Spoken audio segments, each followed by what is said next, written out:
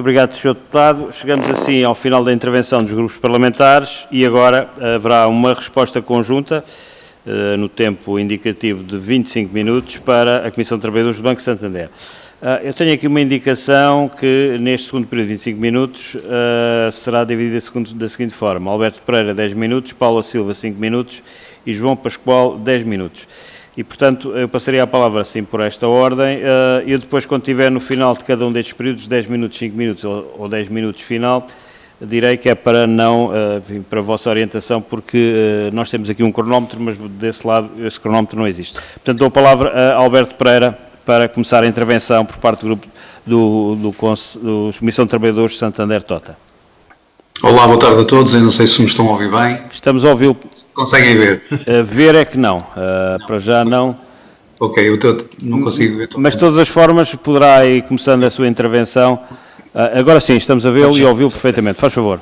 Muito boa tarde a todos. O meu nome é Alberto Pereira, sou membro da Comissão Nacional de Trabalhadores do Banco de Santander e quero desde já agradecer a disponibilidade demonstrada pelos grupos parlamentares aqui presentes hoje e pela iniciativa do Bloco de Esquerda de ter proposto este requerimento para esta nossa audiência. No seguimento daquilo que já foi aqui dito pelo meu colega João Pascoal, e poderei seguir um pouco essa linha daquilo que nos propunhamos apresentar, e ao fazê-lo vou responder a algumas das questões que foram aqui colocadas por os seus deputados. E então eu diria o seguinte: já daquilo que foi exposto, queria acrescentar que as limitações que foram já aqui referidas, que foram impostas à Comissão Nacional de Trabalhadores, prendem-se com o facto de a Comissão Nacional de Trabalhadores estar limitada e condicionada na forma de comunicar. Até março deste ano, a Comissão Nacional de Trabalhadores podia exercer o direito de comunicação via e-mail, um e-mail próprio, que tem constituído e com autorização do banco, naturalmente, para comunicar com todos os trabalhadores em simultâneo. O que aconteceu foi que, a 23 deste ano, numa reunião que decorria com a administração, temos reuniões mensais, foi-nos comunicado que, a partir dessa data, nós estaríamos impedidos de comunicar com todos os trabalhadores em simultâneo por e-mail. Não nos foi pedido nenhum tipo de opinião. O normativo legal diz que este tipo de alterações e de normas internas carecem de auscultação e de uma opinião por parte da Comissão de Trabalhadores, e quero aqui referir que esse normativo legal não foi cumprido, e nessa reunião limitaram-se que a partir dessa data estaríamos impedidos de comunicar em simultâneo com todos os trabalhadores por e-mail. Algo que já se fazia há anos, não me parece que tenha sido nada determinado por força de algum incumprimento ou abuso por parte da Comissão de Trabalhadores. Foi uma deliberação da administração e comunicou à Comissão de Trabalhadores. Nós respondemos a essa tomada de posição com até pareceres jurídicos, dizendo que achávamos completamente desnecessário e desenquadrado a atitude que estavam a ter, porque estavam literalmente a condicionar e a limitar o nosso trabalho, o nosso direito de informar todos os trabalhadores, todos aqueles que representamos. O banco mantém essa posição até ao momento. Não nos permite comunicar de uma forma efetiva com todos os trabalhadores, e se tivermos em atenção que temos cerca de 2.500 trabalhadores em teletrabalho neste momento, mais grave se torna esta situação de nós não podermos realmente comunicar eficazmente, porque há situações em que podemos ter que comunicar, como já aconteceu, reuniões gerais de trabalhadores, e que são coisas que têm que ser feitas por vezes num espaço curto de tempo, pode acontecer, ou outra situação qualquer, e estamos impedidos de o fazer. Quero referir isso aqui, e já respondendo a esta questão da limitação e do condicionamento que foi feito à Comissão de Trabalhadores. Dizer também, como foi já referido, este é um processo que se iniciou em setembro do ano passado e não se iniciou agora. Ele tem duas fases, e nesta fase são mais 685 trabalhadores que estão em causa para esta questão das rescisões de mútuo acordo ou antecipações de reforma. Dizer que estas propostas que estão a ser efetuadas e que já começaram o ano passado, são propostas que são feitas sobre a capa do despedimento coletivo. E realmente este ano, eu não sei precisar a data, mas este ano o banco chegou a pôr essa possibilidade e através do artigo 425 do Código de Trabalho, abordou a Comissão de Trabalhadores dizendo que estaria a pensar num despedimento coletivo de cerca de 150 pessoas.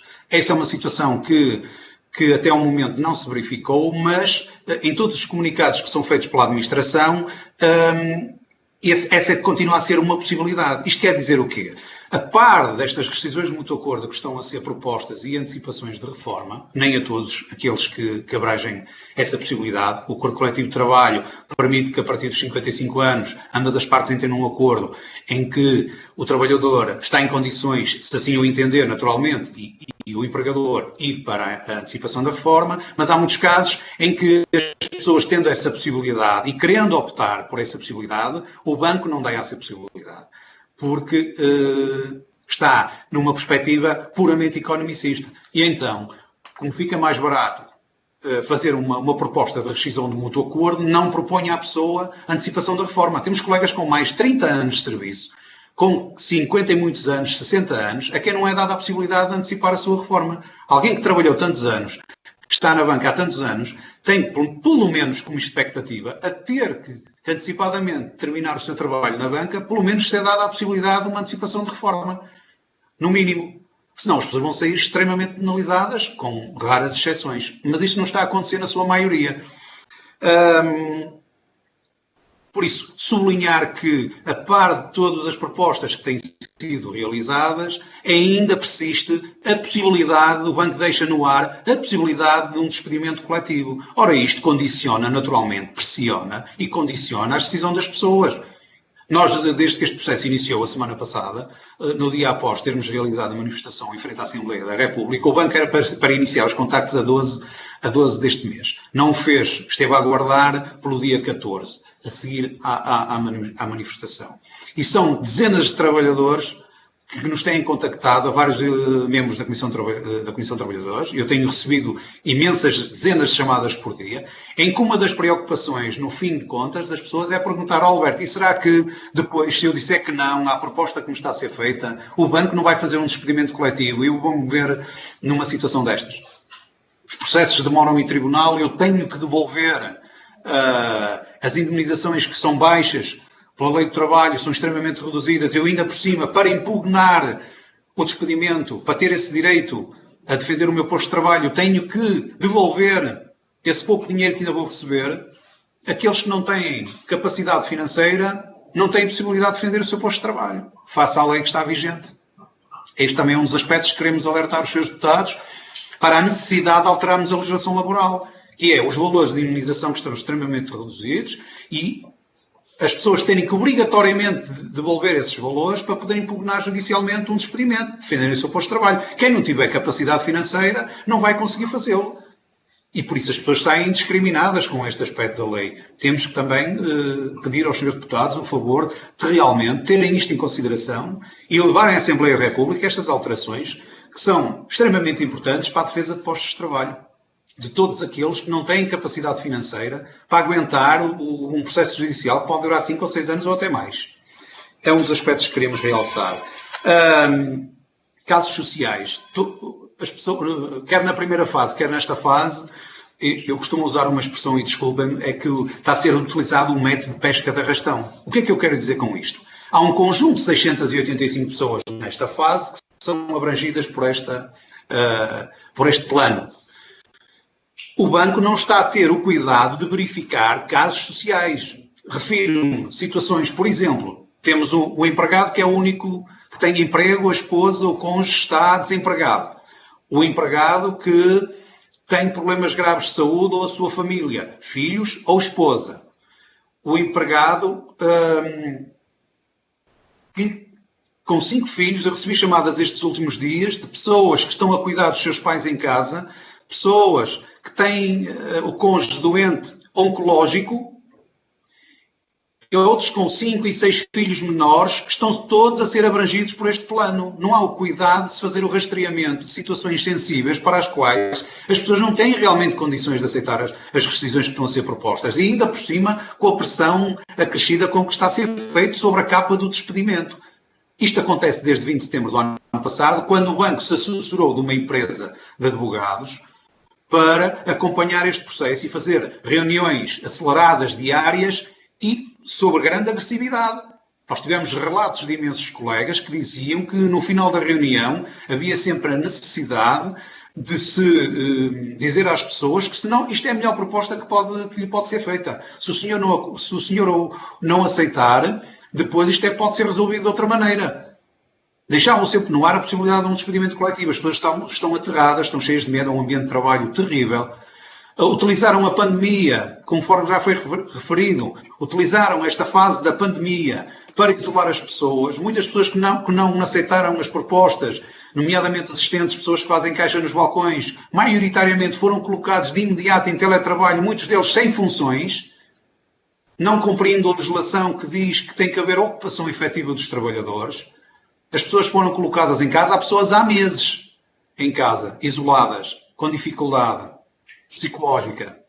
Isto, claro, que leva a que haja, com o isolamento e o afastamento do contexto de trabalho e dos seus colegas, as pessoas se sintam completamente indefesas.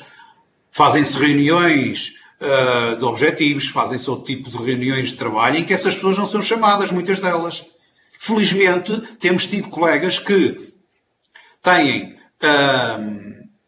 exposto estes problemas à ACT, nomeadamente um caso em Leiria, em que já houve deslocação ao local por 2 vezes e a situação foi retificada. Temos outras... Só que informou que já atingiu os 10 minutos, era só por causa de passar à sua colega. Muito bem, muito obrigado. Muito obrigado. Penso que Paula Silva estará em condições de prosseguir a intervenção. Boa tarde. Boa tarde. Faz favor. Estão a ouvir? Estamos a ouvi-la e a ouvi-la perfeitamente. Muito obrigado. Então, quero agradecer, portanto, ao Bloco por ter providenciado esta audição e boa tarde para o Sr. Presidente, todos os participantes e aos meus colegas da Comissão de Trabalhadores. Eu vou começar por falar eu vou tentar pescar aqui aquilo que o Alberto também ainda não disse. Uma das coisas tem a ver com o assédio sobre as mulheres.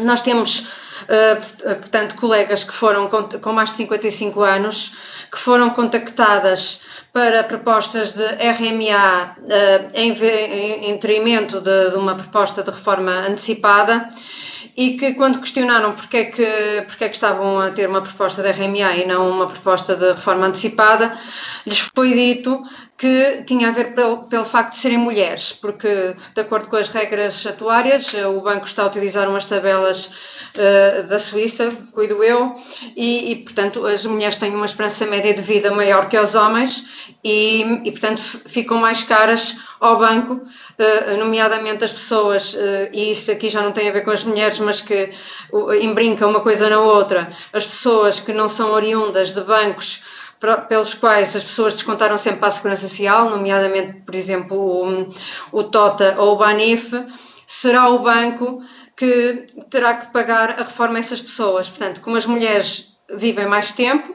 segundo essas tais tabelas atuárias, portanto, o banco teria que pagar a reforma às pessoas durante mais tempo e, portanto, começou em igualdade de circunstâncias, com a mesma origem, os mesmos anos de emprego, a mesma idade, propor aos homens propostas de reforma e às mulheres propostas de RMA.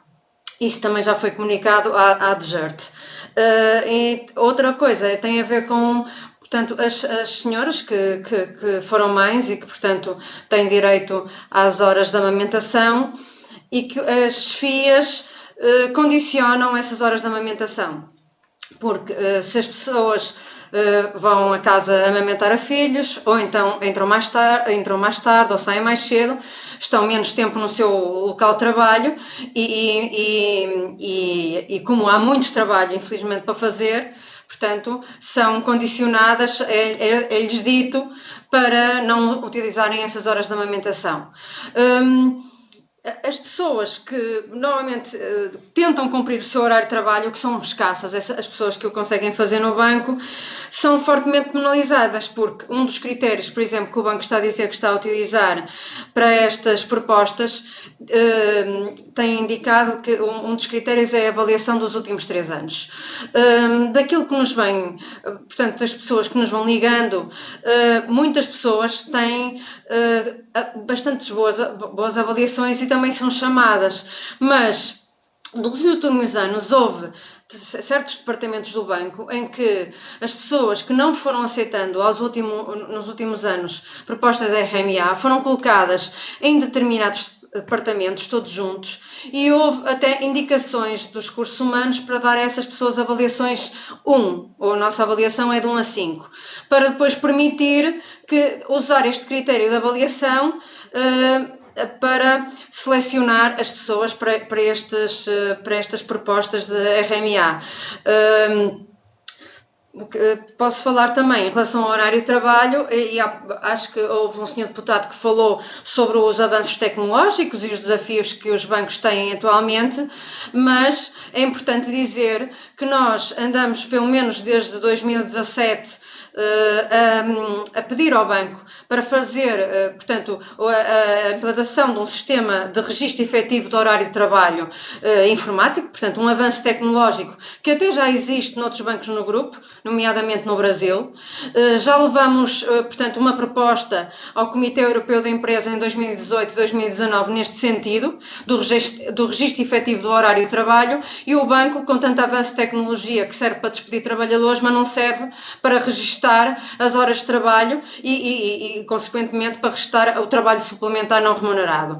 Nós temos colegas nos balcões e em serviços centrais a trabalhar 10, 12 horas por dia. Temos serviços centrais ligados aos clientes digitais que saem, portanto, dos balcões. Portanto, os colegas dos balcões têm objetivos para os clientes digitais, que é ligar para os clientes e quase obrigar esses clientes a ser digitais. Depois, esses digitais servem para despedir pessoas, porque cada vez há mais digitais, sendo que muitos desses digitais são falsos. São pessoas que entram e saem no netbank porque recebem uma chamada do seu gestor: por favor, faça isso, porque senão eu não cumpro os meus objetivos, e se eu não cumprir os meus objetivos posso ter um RMA. E alguns desses clientes vão para uns balcões que se chama balcões próximos, são balcões digitais, em que as pessoas têm outros tipos de horários, e muitos têm que trabalhar mesmo ao fim de semana, porque têm uma carteira de clientes que é o triplo da carteira de clientes das pessoas que estão no balcão, e têm as outras tarefas todas para fazer, e têm montes de mails de clientes para responder, e se não responderem aquilo em determinado número de dias, são ameaçados da tal proposta da RMA, e portanto o que é que acontece? Cara as pessoas Paula, trabalham ao fim Oliveira de semana. e Silva, é só para dizer que já ultrapassou, até atingir os 6 minutos, era só para não prejudicar a última intervenção. Então eu passo Muito obrigado. a palavra ao João. E passaria então a palavra ao Obrigada. João Pascoal para Desculpe. os últimos 10 minutos, ora essa. Muito obrigado. Caro João Pascoal, está a ouvir? Sim, não sei se Pode consegue prosseguir, sim. ver agora. Estamos a ouvi-lo, pelo consegue menos, de ver? novo. Já não é mau. Então, e agora, conseguem ver? Ver Ou não. ainda não? Ver não estamos, mas, enfim, eu pediria que pudesse prosseguir, Ok. porque o áudio Sim, está, com certeza. está-se a ouvir em muito boas condições. Ótimo. Bom, sobre alguns temas que ainda não foram abordados e que foram questionados, eu iria primeiro dizer que, de facto, os trabalhadores bancários em Portugal são trabalhadores, e a banca portuguesa sempre soube responder a todos os desafios tecnológicos. Aliás, a banca portuguesa, através da banca portuguesa, pode-se fazer coisas que não se pode fazer em mais sítio nenhum do mundo. Em mais sítio nenhum do mundo se pode comprar bilhetes de futebol, passagens de comboio, licenças de pesca através do sistema bancário. Aqui pode-se. É o país que está mais avançado nesse sentido, e nós sempre contribuímos para isso, o conjunto dos trabalhadores bancários. E vamos continuar a contribuir. E isso aí, neste momento, apesar dos avanços tecnológicos que existem, apesar das alterações de comportamentos dos clientes que existem, o que é um facto é que entre os trabalhadores bancários que estão no terreno, que hoje são trabalhadores ativos nos bancos, não chega o horário de trabalho das 35 horas, não chega nem por sombras para cumprir aquilo que eles têm que cumprir para que os bancos funcionem. Os trabalhadores bancários trabalham não 35 horas, como diz a lei, mas 45 a 55 horas por semana. Isso é que é a verdade e a realidade. E não houve nunca nenhuma inspeção de trabalho, nenhuma ACT, nenhum organismo oficial que conseguisse pôr os bancos a registar isso e a cumprir o horário de trabalho. Isso também é outra situação que é verdadeira e houve muitas denúncias de todos os sindicatos, comissões sindicais, comissões de trabalhadores ao longo dos anos. De facto, se calhar não há meios para se conseguir isso, paciência, mas isso é a realidade que existe na banca. Portanto, apesar das inovações, há muito trabalho na banca, mais trabalho do que os trabalhadores que existem hoje na banca. E é precisamente por isso também que a banca recorre a inúmeros outsourcings, toda a banca recorre, e o Banco Santander Tota também. Sobre a questão também desses desafios, é evidente que, como referiu a senhora deputada do PSD, qualquer zona de outsourcing pode ser perfeitamente retomada pelos trabalhadores bancários que têm todos know-how suficiente para executar essas funções. Também novas funções que surjam dentro da banca, está provado que, e no Banco Santander está provado que no seu quadro de pessoal há trabalhadores com capacidade de formação para todos os novos desafios que existam, mesmo novas tarefas que venham a ser criadas pela inovação tecnológica. Isso tem sido demonstrado e continua a ser demonstrado, portanto, pelos trabalhadores.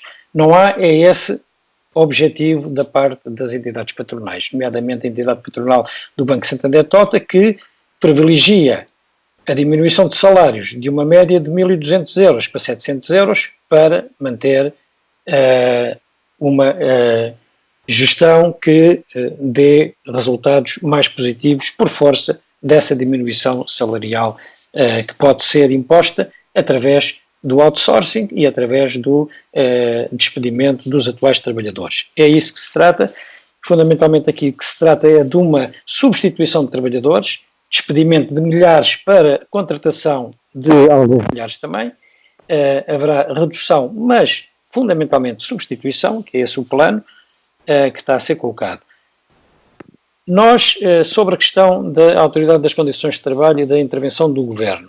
Bom, o Governo tem conhecimento disto desde o início, até porque nós tornámos público, desde o início, a nossa contestação e toda a sociedade, felizmente, através de alguma comunicação social, até pode tomar conhecimento disso. Mas não só. Nós sempre enviamos as nossas denúncias à DGERT e à ACT, que, entretanto, a DGERT sempre justifica que é a ACT que tem que fazer as coisas, a DGERT está fora desse tema. Sobre a ACT, também fizemos denúncias coletivas de todos estes problemas de assédio que foram aqui referidos, fizemos denúncias coletivas. A ACT demorou muitos meses a responder e a intervir, e só agora, episodicamente, em alguns casos concretos que os trabalhadores fazem a sua própria denúncia também, é que ela fez intervenção. Nomeadamente, a única intervenção com êxito que nós conhecemos foi essa intervenção de Leiria. Estamos a falar de uma intervenção e nós já fizemos dezenas e dezenas, aliás, coletivamente, uma vez apresentámos logo 70, 80 casos de trabalhadores que estavam fora dos balcões impostas, portanto, uma questão imposta, digamos, pela administração. Estamos aqui a falar também das subcomissões de trabalhadores. O que é isto? Portanto, a nossa estrutura tem uma comissão de trabalhadores e elegemos 155 subcomissões de trabalhadores nos balcões do banco de norte a sul do país e nas ilhas. Nessa estrutura, das 155 pessoas eleitas em 26 de novembro de 2020, 30 já não existem nessa função por força da política do banco de encerramento de balcões e pressão para rescisões para RMAs, depois de terem estado em casa assediadas e sujeitas a essa mesma pressão. E outras 33 são agora alvo deste processo de reestruturação com proposta de RMA. Estamos a falar de 63 em 155, que têm um mandato para 4 anos e que em menos de um ano de mandato estão já com uma política do banco para as colocar fora do banco, ou seja, destruir essa representação nesses 63 balcões. Isto são os números reais da situação de hoje. Temos uma grande parte desses trabalhadores eleitos para as subcomissões de trabalhadores estão nesses balcões. Vou dar exemplo. Um balcão com 8 trabalhadores ou 7 trabalhadores tem uma sub-CT, pois a única pessoa que ficou em casa em teletrabalho obrigatório foi essa pessoa da sub-CT, em 7 ou 8 pessoas. Não foram nenhum dos outros. Houve, de facto, uma primeira vaga, logo no início da pandemia, em abril e maio de 2020, em que houve rotação das equipas nos balcões, isso é verdade, mas isso não é verdade a partir de outubro de 2020 até hoje. E foi a partir de outubro de 2020 até hoje que estes trabalhadores foram colocados em casa e o banco respondia às nossas denúncias a dizer assim, bem, ele pode ir ao balcão sempre que quiser fazer a sua função de subcomissão de trabalhadores. Ora, uma subcomissão de trabalhadores é precisamente a pessoa que permanentemente está, são os nossos olhos e ouvidos nos balcões, ou seja, a pessoa que permanentemente está no balcão para nos comunicar a nós, Comissão Nacional de Trabalhadores, e para nós sabermos o que é que se passa em todo o país. A pessoa, estando em casa, não pode fazer isso. E não é ir ao balcão uma vez por semana, uma hora que fica a poder fazer essa função. Aí há uma limitação da atividade da Comissão de Trabalhadores e da estrutura de representação de trabalhadores. E essa, a Inspeção de Trabalho, portanto, o Banco respondeu à Inspeção de Trabalho a dizer que não, que havia rotação, e a Inspeção de Trabalho nem quis saber qual era a nossa opinião, e que lhes explicaríamos que isso não era verdade naquela altura, tinha sido verdade uns meses antes, mas não era verdade este ano, nem a partir da eleição destas subcomissões de trabalhadores em 26 de novembro de 2020. Portanto, isso aí é uma limitação, de facto, a Autoridade das Condições de Trabalho agora, aliás, pela celeridade de resposta nas últimas 2 semanas aos nossos e-mails, vê-se que está a começar a fazer alguma intervenção. Mas até há 2 semanas não se via essa intervenção. Do Governo não tivemos nenhum contacto com o Governo ou com o Ministro, com a parte do Ministério, tivemos só com a DGERT, que, como eu já disse, passa sempre essa situação para a Autoridade das Condições de Trabalho. Sobre mais temas que foram colocados, portanto, eu gostaria só de avisar que já atingiu os 25 minutos, mas enfim, posso-lhe conceder mais um minutinho para responder então, brevemente ao restante. Para terminar, de facto, o que tem existido a nível geral, portanto, há esta forte pressão para as RMAs, há esta ação de assédio, que já foi suficientemente avançada aqui, e há, de facto, também a ameaça de despedimento que paira sempre no ar. Portanto, é contra isso que nós nos insurgimos, portanto, contra esta situação, contra a situação de, portanto, não haver um diálogo com a Comissão de Trabalhadores no sentido de, quando fazemos diálogo, que eles, portanto, sejam ouvidas e tidas em conta as nossas propostas, porque, de facto, o Banco Santander Tota, a dimensão que é comunicada da diminuição não é 685, é 1.400, estamos a falar de 25% da força de trabalho relativamente a outubro de 2020, e isso nunca aconteceu na banca, nem tem paralelo sequer na dimensão da redução nos outros bancos aqui em Portugal. E isso, de facto, é uma situação muito, muito negativa para os trabalhadores.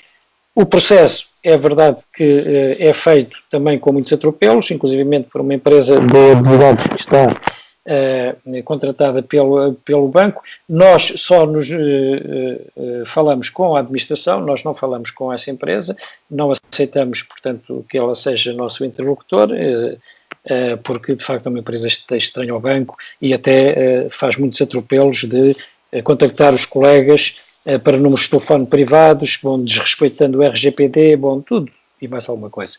Pronto, queria agradecer só, portanto, esta nossa audiência, mais uma vez, e portanto esperemos que possa haver alguma correção neste processo. Muito obrigado a todos. Muito obrigado. Agradeço a presença dos 3 elementos da Comissão de Trabalhadores, Comissão Nacional de Trabalhadores do Banco Santander Tota. Eu pedia, e antes de concluir, aos senhores deputados dos diferentes grupos parlamentares, designadamente aos coordenadores, ou quem está em substituição dos coordenadores, para não desconectarem, porque temos que resolver aqui um pequeno problema, é apenas um minuto, relativamente à questão da audição do Sr. Secretário de Estado do Trabalho relativo ao requerimento do PCP.